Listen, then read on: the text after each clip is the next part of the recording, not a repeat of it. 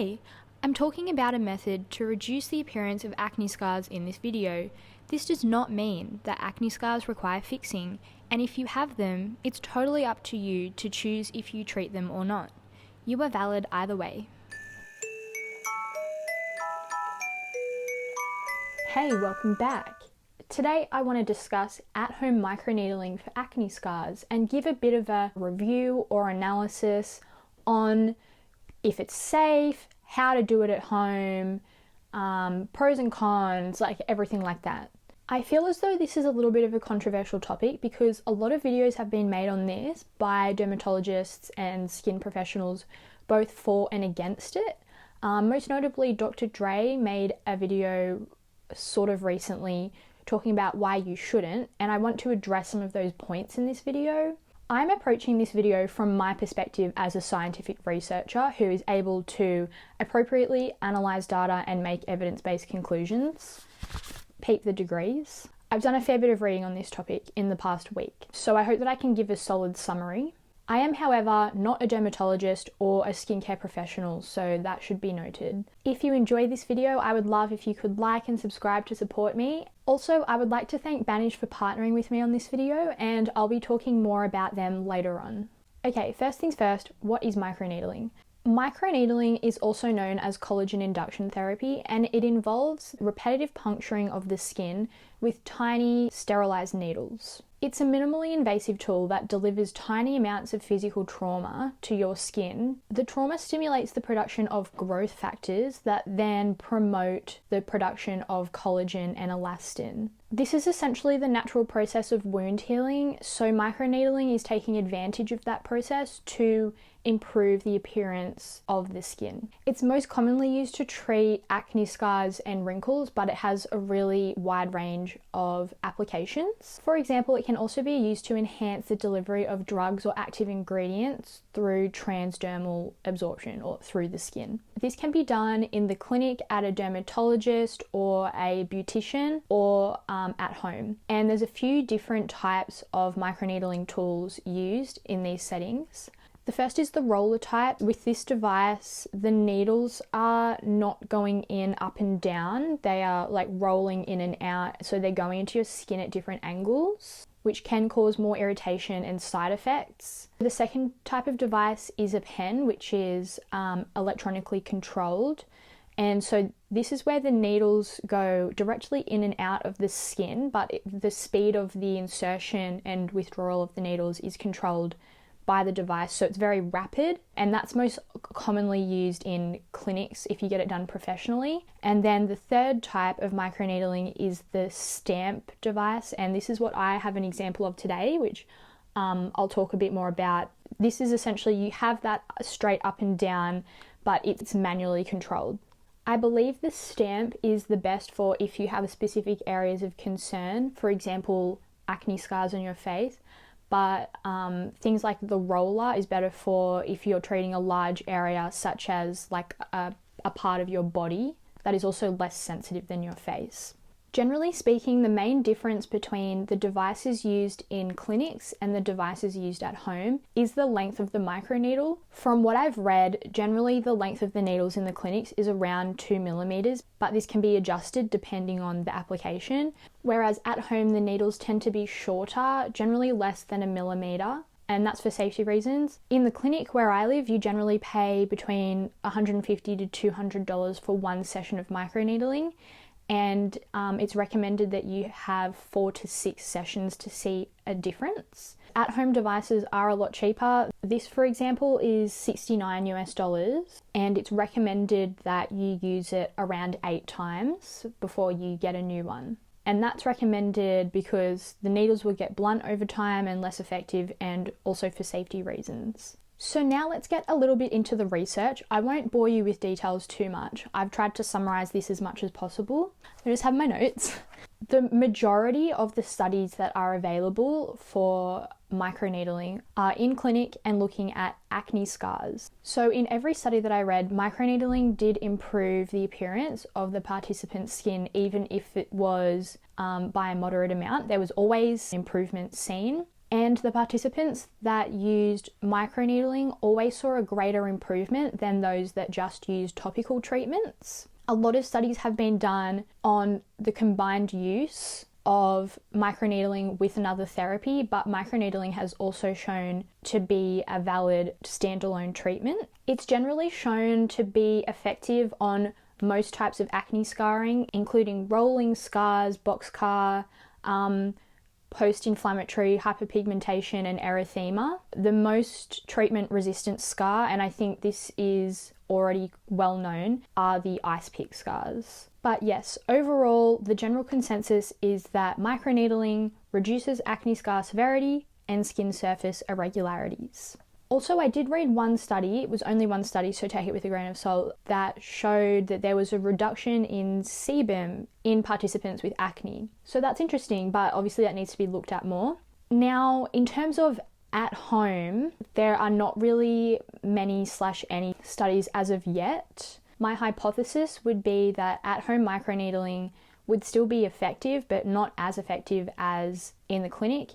But ultimately, paying $200 per session is simply not an option for a lot of people with acne scars, especially considering that people with acne scars are more likely to be young adults who don't have established careers and financial situation. Yeah, it's simply not a feasible option for everyone. And so if you can still use something at home that has some effectiveness and it's affordable for you, why not?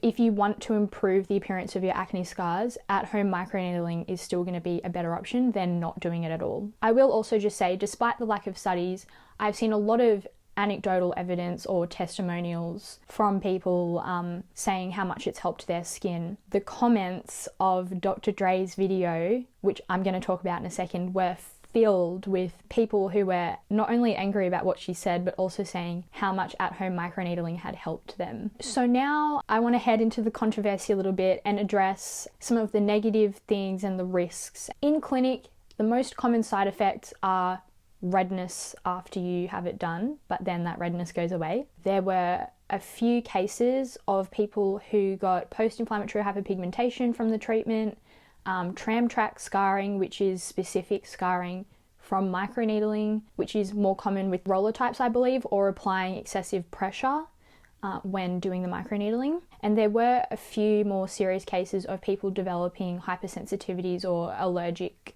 / immune reactions to the treatment, but that was very rare. And then comparing that to at home, if you are using the device safely as per the instructions, cleaning it correctly, etc., the risks should be the same. Generally in at-home devices, as I've said, the needles are shorter, so in one aspect there actually are less risks, but then in the other aspects, because of things like user error, not cleaning it correctly, things like that, there is a risk for infection, which is something that Dr. Dre really focused on. And there was one particular study she brought up who got shingles on her face from at-home microneedling, but that was literally one case. And I think it's important to remember that everything that we do has a risk. When you drive a car, you might have a car crash. I think it's more important to weigh up the risks with the benefits and appropriately decide if that thing is right for you. I'm going to list a few of Dr. Dre's other concerns, and then we will address those, and I'll talk about them in the context of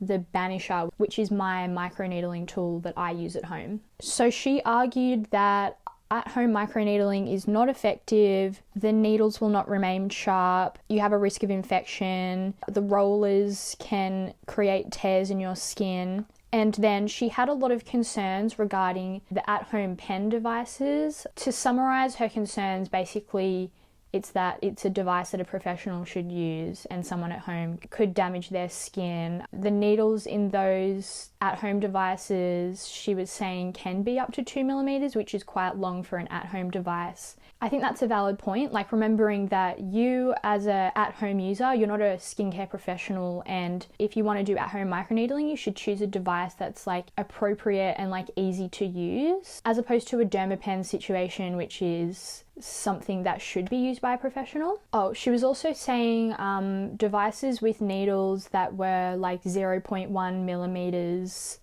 long and ones with very short needles were not going to have any effect.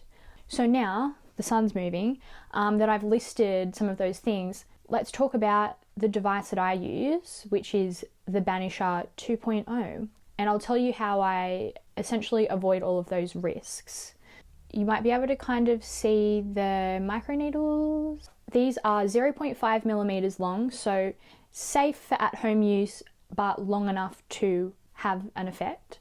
They are made from titanium and they're coated in gold. Gold is antibacterial, and it's very easy to apply even pressure with the tool on your face. I already mentioned that it's much cheaper to use this as opposed to going to a clinic to get microneedling. And this cap is not just here to protect the bristles, it actually is a little cleaning chamber, and I'll insert a demo, so I might just like cut to that now. Well, here we are in my bathroom. I am looking fabulous in my hoodie. Please sponsor me, hoodie. I love you. So I just got out the shower. This is a very simple and straightforward process. So to start off, I filled the cleaning chamber of the Banisher with 70% isopropyl alcohol, which is a pretty common household product, and I let that soak for 5 minutes, just so it's soaking the microneedles. And then I emptied that out and I let the microneedles dry. I was bopping along to that Jeopardy game show music in my head. You know, dun dun dun dun dun dun dun dun dun. Okay, anyway, then I realised that the ring light wasn't on, so I turned that on, be able to see my skin better now. And here is my skin, just cleansed and dried prior to using the Banisher. Wow, that was intimate. So yes, okay, time to start. Here is the Banisher 2.0. You can kind of see those gold microneedles there. Looks very nice, and then I'm just going to get into it. So as you can see, I'm just pressing it down and I'm actually rotating it 90 degrees every time I stamp down, and I'm sort of pulling my cheek skin tight so that I can apply the right pressure, and I'm just going to keep doing that. For me, I deal with post-inflammatory erythema mainly. Basically every pimple I get turns into a red mark that stays there for a really long time, and then I also have some slight textural abnormalities, but nothing too major. As you can see, I've been feeling around on my face, and anywhere where I have an active breakout, I do not put the Banisher there. I avoided that whole patch on my cheek there, as you can see. And now I am done. You can see my skin is quite red, and afterwards it feels like a bit of a dull sting, especially when I moisturize it. But keep in mind, my skin is very sensitive, and for me that subsides completely within an hour. Also, I forgot to say, the actual microneedling doesn't really hurt at all. It kind of just feels like you're putting the spiky side of Velcro on your skin. Now I'm cleaning it again the same way as before, so I'm filling it to the fill line with isopropyl alcohol and letting it soak for 5 minutes. This cleaning method is really good and really minimizes any risks of infection and keeps it really clean.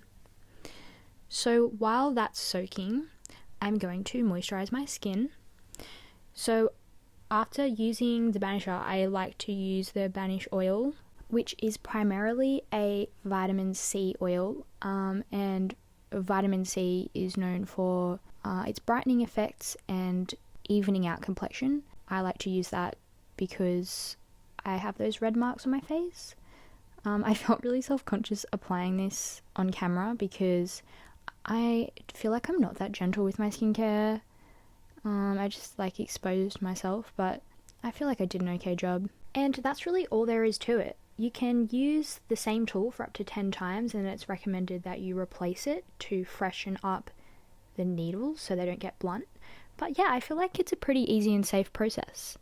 I hope you enjoyed that spiel. I'm trying to escape this blinding patch of sun. But essentially, to summarize, at-home microneedling is a very feasible thing to do because it's much more affordable and people see results. It's easy to use and it's safe to use if you have common sense and follow the instructions. If you want to know more about Banish and my favourite products of theirs, feel free to check out my last video. I spoke about their various products that I do use in my skincare routine. I'm eternally thankful to the people that watch my videos to the end, so thank you. Let me know if you enjoy this skincare content. I'm also keen to switch it up soon and do some more fun, random stuff. Yeah, until then, hope you're doing well, and I'll see you next time. Bye!